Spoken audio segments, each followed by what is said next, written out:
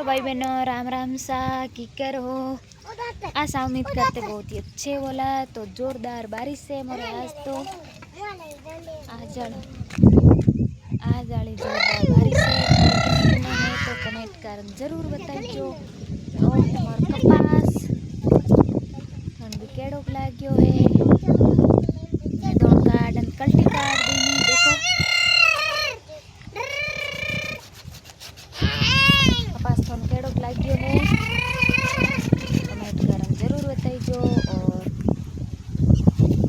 Okay मौसम अच्छो है, ठंडी ठंडी हवा आ रही है।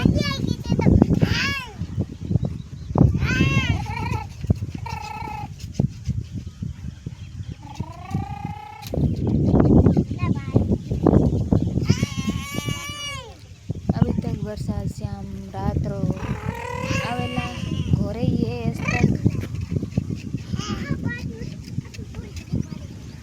ठंडी ठंडी हवा तो आवे